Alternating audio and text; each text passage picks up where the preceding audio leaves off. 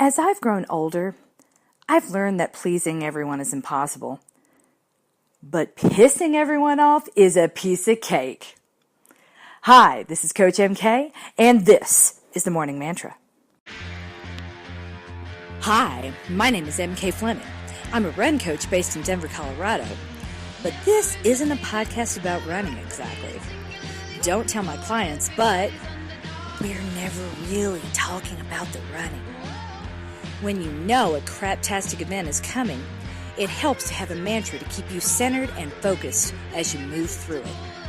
You don't have to be an athlete to be #coached and loved by Coach MK. And if you are here, then you are #winning at life. Today's mantra is, be good. Be good. It's #Wildcard Wednesday, and I was stuck, you guys. Coach Sarah had an amazing mantra yesterday, and I was like, well, I better have a good one today. Meanwhile, it's my son's 6th birthday on Monday, and his grandmama and Nana are flying in to help celebrate, and his dad is coming home from a work week in Norway, with presents, of course. You know what else is on its way to Denver? A blizzard. 7 inches expected on Wednesday. Entirely possible that school will be nixed on Thursday. And I will be trapped indoors with 4 angry children, no daddy and no grandmama and no Nana and no presents. That means one day I won't be able to do what I love most, which is coach and love you. I remember looking around the Arapahoe High School track in 2014 and thinking that, gosh, I'm the only person in these people's lives, these people being my run clients. I was the only person who was telling them that they're okay, that they're right where they need to be, that they weren't failures. That's a big job, and I'm not sure I can afford to take days off. The experience really needs to be seamless for my clients. Thank God for Coach Sarah. She gets it. She cares just as much as I do. Which means I might be able to go on vacation this year. That would be amazing. And I tell you that to tell you this. What we're really doing is teaching adults the lessons they didn't learn as kids about their bodies, about discipline, about teamwork without competition, healthy collaborative teamwork like few of us have enjoyed since being on maybe the high school yearbook committee, about who we are free from comparison to others, where the MVP is really the most valued, whether or not anyone admits it. When I read articles about teaching, about good teachers who make every child feel valued, I realize that everything I know about leadership, I learned from having a public school teacher for a mother.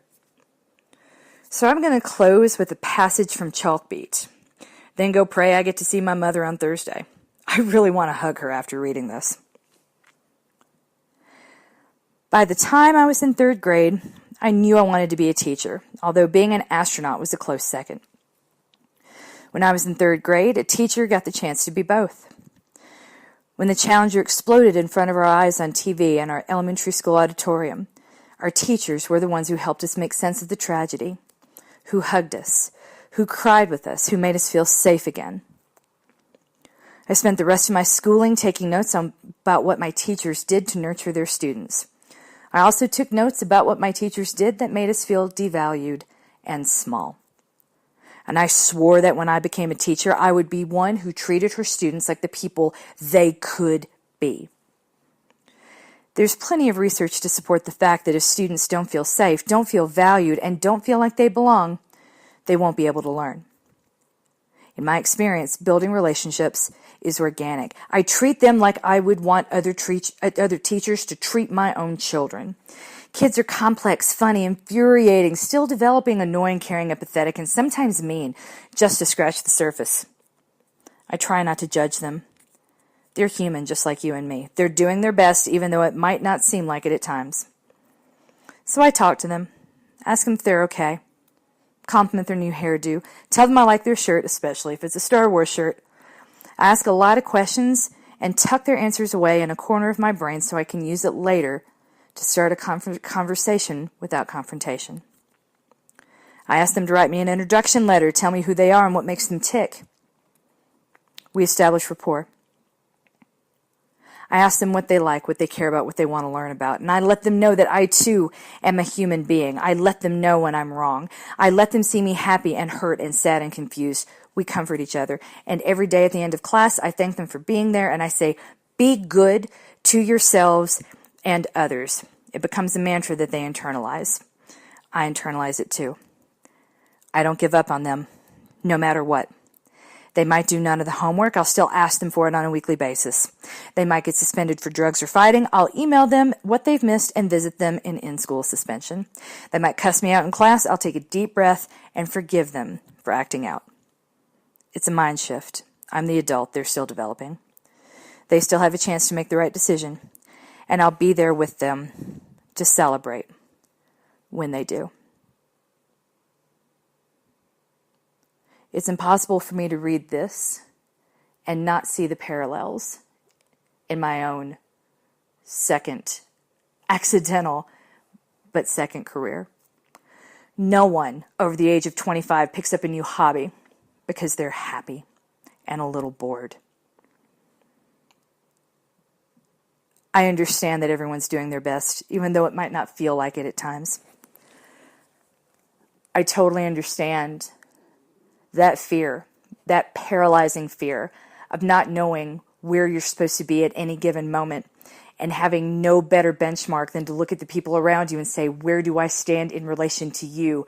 Maybe that will tell me where I am in general. And I know that that type of comparison always leads to you actually sucking in your own mind. And I know how dangerous that is. And I know that that cycle of fear means that there are times you don't hear what I say on the phone, in a Twitch stream, and that's okay.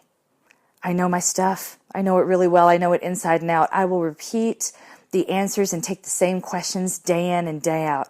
As long as you're showing up, as long as you're trying, I'm going to celebrate those wins with you, and I'm going to hold you and wipe the tears away while we worry over losses that probably aren't real losses, but that's okay too. Be good. Be good today to yourselves and to others. Treat them the way I would treat them. Treat them the way I strive to treat you. But most of all, be good to yourself. Be as good to you as you know I would be if I was next to you in person, trapped in a house with 4 children, no grandmama, no nana, no daddy, and no presents.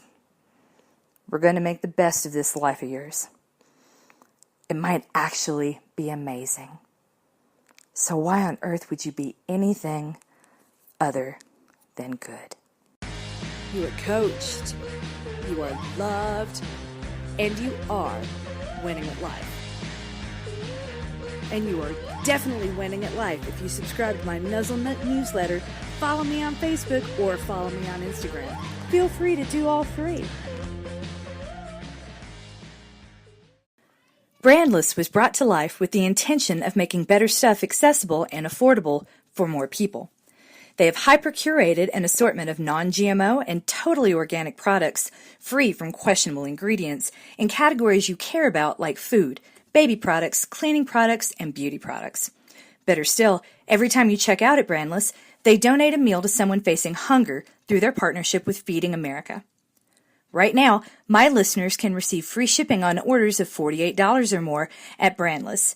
Go to brandless.com/listen and receive free shipping on orders of $48 or more. Don't wait a second longer. Go to brandless.com/listen and receive free shipping on orders of $48 or more, so you too can enjoy the high-quality products you deserve today. It's almost time. My new venture will be rolling out very soon. Check us out, www.feedingamerica.com. fitnessprotection.com. Again, that's www.fitnessprotection.com. Yay!